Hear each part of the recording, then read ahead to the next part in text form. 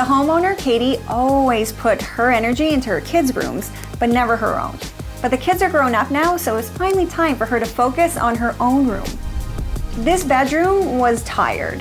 The color on the walls was dated, the furniture was a mishmash. It was old, it had a country feel to it, it just wasn't right for the homeowner. I had this inspiration shot, which I'd found online, and I knew that if I showed Katie, she would love it.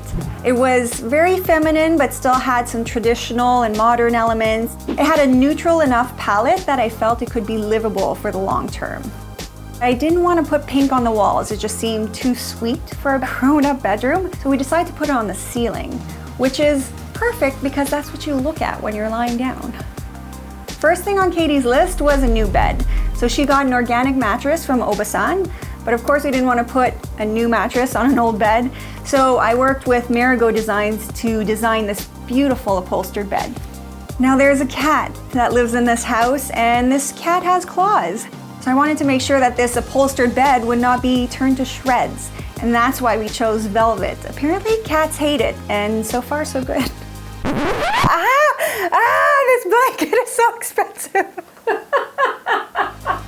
I was lucky because Katie was willing to replace all of her furniture, except for one piece, which is a giant chest of drawers. But it meant a lot to her, so we decided to work with it.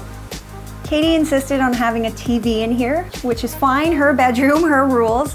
So I decided not to worry about the TV and just create a gallery wall around it. There used to be a chair in the corner of this room, but it wasn't that cozy or practical. So we decided to give Katie a beautiful upholstered chair, which was a bit of a splurge, but well worth it.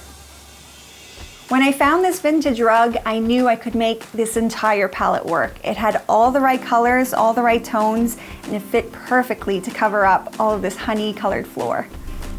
The closet doors definitely needed to be changed, and this was a great opportunity to give them a sleeker profile. We went with a shaker door and then went glam with the knobs.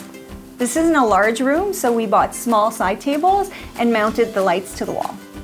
The drapes are purely decorative because she does have blackout blinds in the windows, but they add that layer of softness and really finish the room. They also hide the fact that the window is not centered on the wall, but you'd never know. Right? Katie had a chandelier above her bed. It was a bit of a dust catcher. I wanted to finish off the room with just a bit of sparkle, so we got this beautiful capiz shell pendant that's beautiful both in daylight and at night. Wait for it. Rooster feathers. Oh, this is so pretty. Decorating this room for Katie was easy. All she really wanted was a pretty space that finally felt finished, and I think that's what we gave her.